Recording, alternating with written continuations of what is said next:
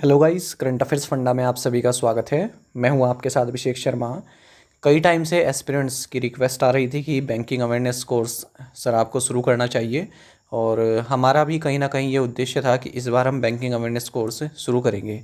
तो इसकी शुरुआत हो चुकी है। Banking awareness course current affairs funda द्वारा लॉन्च कर दिया गया है। आपको बता दें, RRB PO clerk, IBPS PO clerk, SBI PO clerk और आरबीआई ग्रेड बी, जितने भी बैंकिंग एग्ज़ाम होते हैं सबके लिए ये बैंकिंग अवेयरनेस कोर्स हेल्पफुल रहने वाला है। और इसके बारे में आपको पूरा डिस्कशन करूंगा, पूरी डिटेल बताऊंगा, आप अंत तक ज़रूर देखिएगा। फ़िलहाल मैं आपसे बस एक रिक्वेस्ट करूंगा कि आप इस चीज़ को मत देखिएगा कि इसकी कोर्स फीस क्या है। इसको आप बाद में कंसिडर करिएगा। फ़िलहाल इसको आप अनदेखा कीजिए और जो मैं बता रहा हूँ उसको ध्यान से सुनिएगा। देखिए, पिछले कुछ सालों में आपने देखा कि करंट अफेयर्स के मामले में हमारा परफॉर्मेंस काफ़ी अच्छा रहा है और एस्पिरेंट्स का सिलेक्शन भी हुआ है हमारे करंट अफेयर्स पढ़कर। ठीक है। और कहीं ना कहीं उन एस्पिरेंट्स की एक कमी रह जाती थी कि वो बैंकिंग अवेयरनेस से संबंधित जो भी क्वेश्चंस आते थे उनको पूरा नहीं कर पाते थे। तो उसको देखते हुए ये कोर्स लॉन्च किया गया है, ताकि अब आप करंट अफेयर्स तो करके ही आएँ, साथ साथ जो बैंकिंग अवेयरनेस है उसको भी आप अपने एग्ज़ाम में करके आएँ। तो इसी वजह से ये कोर्स लॉन्च किया गया है। और मैं आपको बता दूं इस कोर्स में क्या क्या रहने वाला है। पहली बात तो ये है कि कोर्स कब पूरा होगा। कोर्स आरबीपीओ एग्ज़ाम से पहले आपको पूरा हो जाएगा, और वीडियोस भी आपको मिलेंगी, पीडीएफ्स भी आपको मिलेंगी। और अगर आप पीडीएफ्स देखेंगे, मैं आपको अभी दिखाऊंगा पीडीएफ्स फर्स्ट लेक्चर की, तो काफ़ी सुंदर तरीके से बनाई हुई हैं। मतलब आपको देख के ऐसा नहीं होगा कि हाँ बोरिंग आपको लग रहा है, आपको पढ़ने में मज़ा आएगा। क्योंकि जब भी आप पीडीएफ खोलेंगे आपको एकदम कलर्ड पीडीएफ्स देखने के लिए मिलेंगी और आपका इंटरेस्ट उसमें काफ़ी अच्छा बनेगा। तो ये कोर्स का इंट्रोडक्शन है। और मैं आपको बता दूं, अभी जैसा मैंने आपको कहा कि 399 को आप इग्नोर करके चलिए। आगे बढ़ने से पहले मैं आपको बता दूं कि ये जो कोर्स स्टार्ट है ये अगस्त 9 2024 को हो रहा है। ठीक है। और उससे पहले आप इसमें एनरोल कर सकते हैं हमारी करंट अफेयर्स फंडा ऐप से, या फिर लिंक आपको मिल जाएगा, क्योंकि इसकी जो डेमो वीडियो है मैं यूट्यूब पर डालेंगे हम अपने चैनल पर। लेक्चर 1 होगा वो आरबीआई से रिलेटेड, तो उसको हम अपलोड करेंगे। उस डेमो वीडियो को आप देखिएगा, उसके बाद आप डिसाइड कीजिएगा कि किस तरह का आपको ये कोर्स लगा है। दूसरी बात ये है कि मैं आपको बता देता हूँ कि इंडेक्स किस तरह से रहने वाला है। ये अभी इंडेक्स रफ है, ये मैंने तैयार किया है कि क्या क्या हम इसमें कवर करने वाले हैं। इसमें से कुछ लेस तो नहीं होगा, हाँ, पर इसमें ऐड और भी टॉपिक्स होंगे। दूसरी बात यह है कि अब आप देख रहे हैं कि एसएससी के भी एग्ज़ाम बच्चे देते हैं, रेलवेज के आ रहे हैं वो भी देते हैं। तो इस कोर्स को इस तरह से बनाया गया है कि बैंकिंग एस्पिरेंट के लिए तो है ही ये, साथ साथ जो एसएससी वाले हैं और जो आरआरबी वाले हैं उनके लिए भी ये यूज़फुल रहने वाला है। तो देखिए, रिजर्व बैंक ऑफ इंडिया के बारे में पढ़ेंगे, monetary policy, banking in India, इसकी हिस्ट्री, सब कुछ। अब ये जो बैंकिंग इन इंडिया है ये मैं आपको पढ़ाऊंगा तीसरे या चौथे लेक्चर में। क्यों? क्योंकि अगर आप पहले इसको पढ़ लेंगे तो काफ़ी बोरिंग सा लगता है और आपका जो स्टार्ट है वही ख़राब हो जाता है। सबसे इंटरेस्टिंग टॉपिक पूरे बैंकिंग अवेयरनेस में रिजर्व बैंक ऑफ इंडिया होता है, और यहीं से ही आपके क्वेश्चन भी पूछे जाते हैं। तो यहीं से शुरुआत करेंगे। जैसे आप देखते हैं ना, लूसेंट अगर आप ओपन करें और लूसेंट ओपन करते ही आप एंशियंट हिस्ट्री अगर आप पढ़ने लग जाएँ, आपका मन ही भर जाएगा, आप कहेंगे कि अब आगे नहीं पढ़ेंगे। और यदि आप वहीं पर पॉलिटी स्टार्ट करें तो पॉलिटी आपका जल्दी ख़त्म भी हो जाता है और आप अच्छे से उसको कवर भी करते हैं। इंडियन करेंसी के बारे में जानेंगे, मनी सप्लाई के बारे में जानते हैं। यहाँ से जो क्वेश्चन है एसएससी, रेलवे, बैंकिंग, सब एग्जाम में पूछा जाता है। बैंक्स के बारे में भी जानेंगे, यहाँ पर काफ़ी कन्फ्यूजन होता है किस तरह के बैंक्स होते हैं। जितनी भी रेगुलेटरी बॉडीज़ हैं उनके बारे में पढ़ेंगे। फाइनेंशियल इंस्टीट्यूशंस के बारे में पढ़ने वाले हैं। पेमेंट सिस्टम के बारे में वाले हैं, NBFC, debit credit card, ATM और point of sale machine, MDR, MICR, SWIFT code, core banking, KYC, सबके बारे में पढ़ेंगे। बेसल नॉर्म्स और bad loans, credit rating agencies के बारे में पिछले सालों में क्वेश्चन पूछे गए, क्रेडिट इन्फॉर्मेशन कंपनीज़ के बारे में क्वेश्चन पूछे गए। ऑल इंडिया फाइनेंशियल इंस्टीट्यूशंस के बारे में पढ़ेंगे। नॉन परफॉर्मिंग एसेट्स के बारे में पढ़ेंगे। इंडियन कैपिटल मार्केट को देखेंगे। इंडियन फिजिकल सिस्टम को देखेंगे। इंडियन इकोनॉमी के बारे में पूरा रिव्यू लेंगे। अनएम्प्लॉयमेंट के टाइप पढ़ेंगे, इन्फ्लेशन पढ़ेंगे, industry, tax system, important banking and financial terminology पढ़ेंगे। इकोनॉमिक सर्वे देखेंगे, इस बार का बजट देखेंगे और इम्पोर्टेंट स्कीम देखेंगे। अब आप ये देखिए, यहाँ से अगर मैं लेकर चलूँ, ये टोटली आपका एसएससी और रेलवे में ज़्यादा पूछा जाता है, या फिर आप कह सकते हैं कि स्टेट पीसीएस में पूछा जाता है।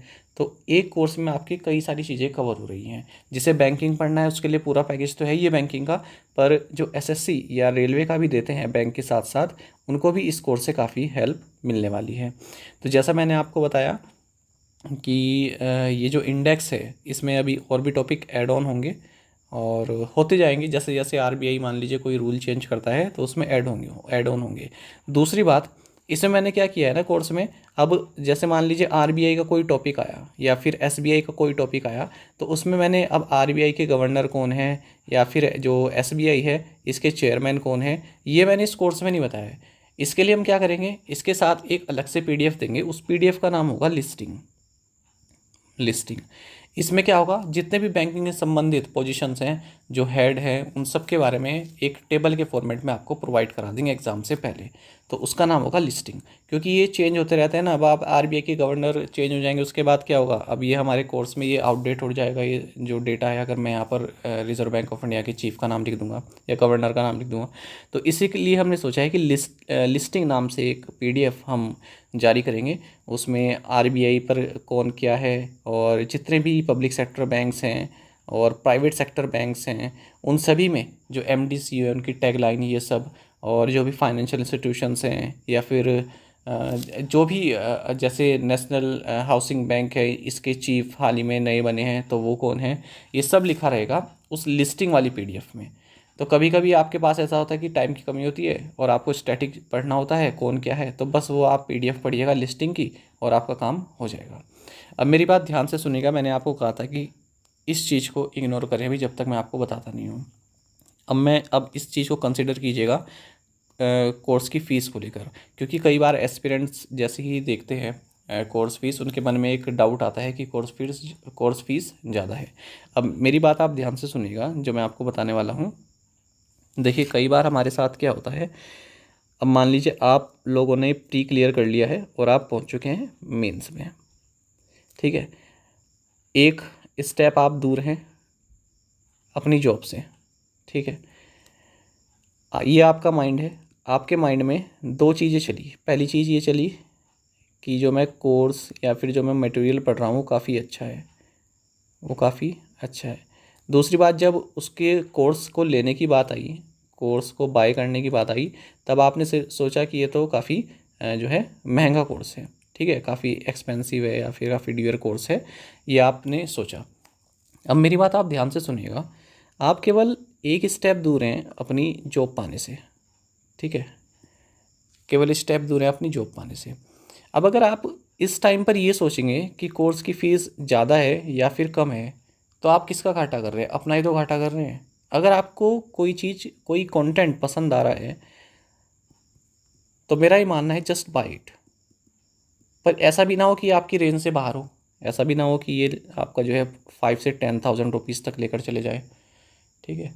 अब यहाँ पर आप ये देखिए, ₹399। देखिए, कोर्स बनाने में काफ़ी मेहनत लगी है, क्योंकि करंट अफेयर्स भी डेली के साथ साथ बनाने हैं और इस कोर्स को भी साथ साथ बनाना है।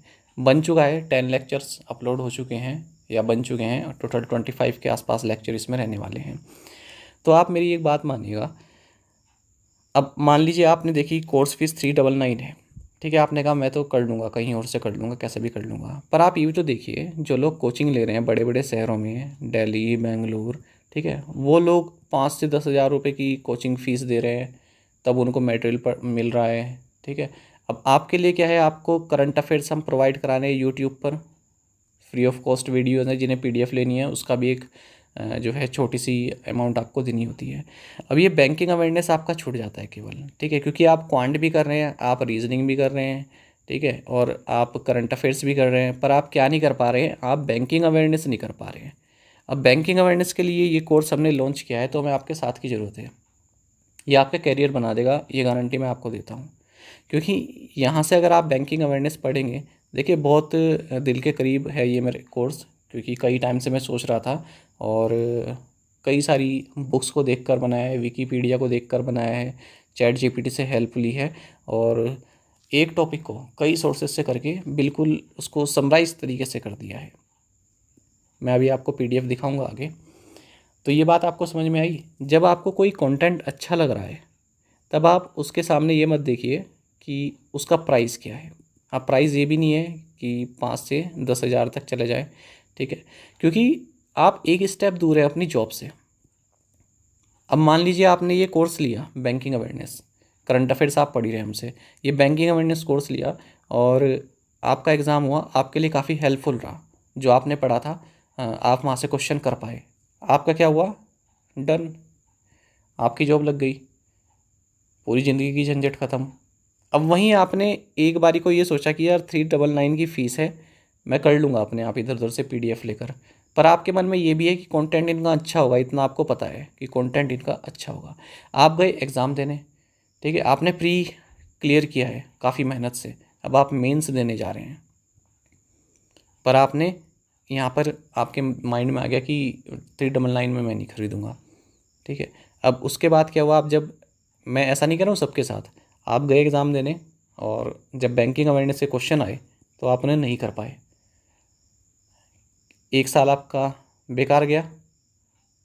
फिर से प्री क्वालिफाई करोगे अगली बार, फिर आपके माइंड में आएगा कि नहीं यार अब ले लेता हूँ बैंकिंग अवेयरनेस।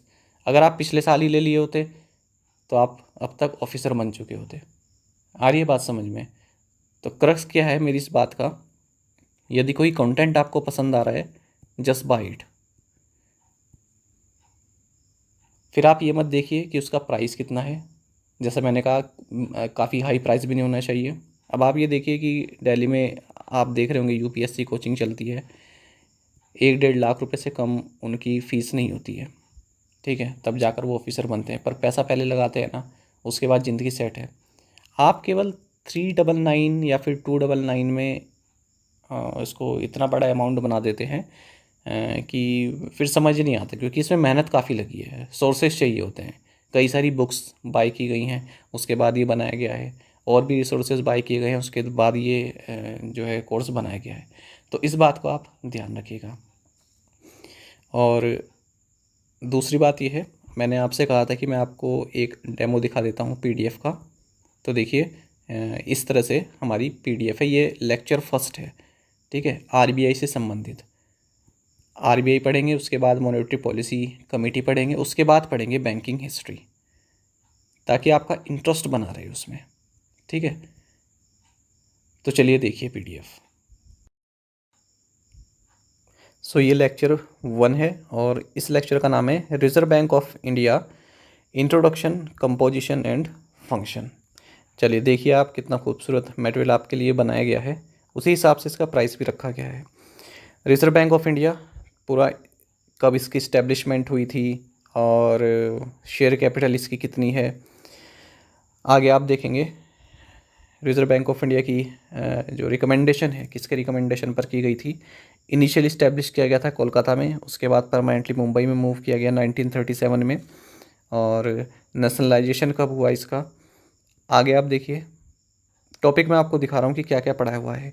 फिर म्यांमार के लिए भी reserve bank of India central bank के तौर पर कार्य करता था, पाकिस्तान के साथ भी करता था। अच्छा, और RBI के जो चीफ़ हैं उनके बारे में इंफॉर्मेशन दी गई है, और सबसे पहले RBI चीफ़ कौन थे, फिर इंडियन RBI चीफ़ कौन थे, या फिर गवर्नर की मैं बात कर रहा हूँ, और लॉन्गेस्ट सर्विंग गवर्नर कौन रहे हैं, सर बेनेगल राम राव, और शॉर्टेस्ट टेन्योर किसका रहा है, अमिताभ घोष का, केवल 20 डेज टर्म इनका रहा है। बैंक के जो 15th गवर्नर थे डॉक्टर मनमोहन सिंह, ये बाद में इंडिया के 13th प्राइम मिनिस्टर भी बने। यहाँ पर आप देख सकते हैं सेंट्रल बोर्ड के बारे में पूरी जानकारी दी गई है, बोर्ड का क्या कंपोजिशन रहता है, official director, non official director, local boards, ठीक है, ये सब दिए गए हैं। लोगो क्या है, कब लोगो चेंज हुआ था, पहले क्या लोगो था, आगे देखिए।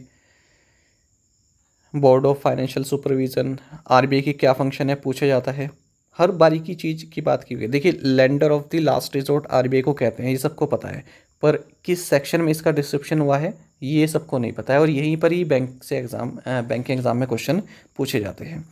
यहाँ पर देखिए section 17 of the RBI enables RBI to do banking business, कितना सुंदर पॉइंट है। इस तरह के पॉइंट्स आपको हर लेक्चर में मिलेंगे, याद रखिएगा। RBI के जो ट्रेनिंग इस्टेब्लिशमेंट हैं उनके बारे में जानकारी दी गई है।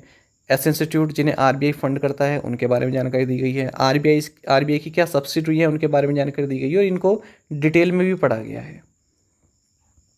आगे देखिए, फिर डिटेल में पढ़ा गया जो आरबीआई की सब्सिडरी है, जैसे डीआईसीजीसी और बीआरबीएनएम पीएल, इसके बारे में पढ़ा गया। उसके बाद फिर ये आरईबीआईटी हो गया, आईएफटीएस हो गया, आरबीआईएच हो गया, ये सब आरबीआई की सब्सिडरी, इनके बारे में पढ़ा गया है। आरबीआई म्यूजियम कहाँ है ये बताया गया है। अच्छा, आगे देखिए, फिर रिजर्व बैंक ऑफ इंडिया की इनकम के क्या साधन है, एक्सपेंडिचर कहाँ पर होता है आरबीआई का, कौन कौन से एक्ट्स हैं जो आरबीआई द्वारा एडमिनिस्टर किए जाते हैं, और इम्पोर्टेंट सेक्शन दिए गए हैं, एग्जाम में पूछे जाते हैं आरबीआई से संबंधित। आरबीआई का प्रेम्बल क्या कहता है, और ये आपको नहीं मालूम होगा कि सेंट्रल अकाउंट सेक्शन कहाँ पर है आरबीआई का, नागपुर में है। आरबीआई क्या क्या पब्लिश करता है, ये trend and progress of banking India report के बारे में पूछा जाता है। आगे देखिए, minimum reserve system of RBI के बारे में जानकारी दी गई है। अच्छा, आरबीआई की जो ऑटोनॉमी है उसको किस तरह से कंट्रोल किया जाता है, ये सभी सेक्शन है यहाँ पर। आरबीआई का जो सरप्लस है वो गवर्नमेंट को ट्रांसफ़र करती है, किस सेक्शन के तहत करती है, सब बारीकी वाली चीज़ें यहाँ पर बताई गई हैं। अब आप ये देखिए, वेज एंड मीन एडवांसेस के बारे में बताया गया है, किस सेक्शन के तहत वेज एंड मीन एडवांसेस का प्रोसेस चलता है। अब ये देखिए कितना महत्वपूर्ण है, दो इंडेक्स बहुत महत्वपूर्ण है इनके लिए आरबीआई का, एक तो डिजिटल पेमेंट इंडेक्स, ठीक है, और क्या क्या पैरामीटर्स रहते हैं, बेस ईयर क्या है, और दूसरा है फाइनेंशियल इंक्लूजन इंडेक्स, ठीक है। इसके 3 मेन पैरामीटर रहते हैं, 97 इंडिकेटर्स हैं और कोई बेस ईयर नहीं होता है, पूरी इन्फॉर्मेशन है। इसी तरह से सब लेक्चर आपको मिलेंगे। आगे देखिए, ये है all India house price index, ठीक है, ये भी आरबीआई द्वारा ही रिलीज़ किया जाता है। तो ये पूरा मैंने आपको दिखा दिया है कि फर्स्ट लेक्चर किस तरह से होने वाला है। ये पूरी पीडीएफ है उसकी, ये पीडीएफ आपको इस कोर्स में मिलेगी।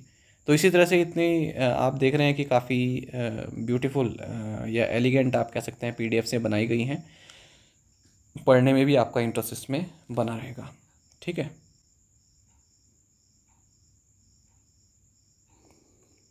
तो आप लोग पीडीएफ देख चुके हैं और मुझे पूरा भरोसा है कि आपको पता चल गया होगा किस तरह का कंटेंट हम आपको देने वाले हैं।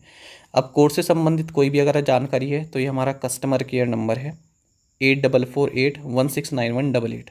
इस पर आप व्हाट्सएप कर सकते हैं और जानकारी ले सकते हैं, कॉल भी कर सकते हैं। एक बात और बता दूं, जो फर्स्ट 100 स्टूडेंट्स हैं इस कोर्स में एनरोल होने के लिए, उनके लिए ही 399 ये फ़ीस है, ठीक है। 100 के पार करते ही ये अपनी जो इसका रियल वैल्यू है 599, उस पर ये कोर्स लॉन्च किया जाएगा, ठीक है। और कोर्स का नाम है विजेता, तो ये एक तरह का बैच है, विजेता बैच, ठीक है। क्योंकि एप्लीकेशन पर रहेगा तो एप्लीकेशन पर भी एनरोल करने की एक लिमिट होती है। तो स्टार्टिंग के जो 100 स्टूडेंट्स हैं उनके लिए 399 ये रहने वाला है। जैसे ही फर्स्ट लेक्चर आपको डेमो हमारे यूट्यूब चैनल पर मिलेगा, उसी के साथ लिंक भी एक्टिवेट कर दिया जाएगा इस कोर्स को बाय करने का, ठीक है। और कोई डाउट है तो आप प्लीज़ कमेंट बॉक्स में लिखिए, मैं आपको तुरंत उसका रिप्लाई करूँगा। Thank you guys.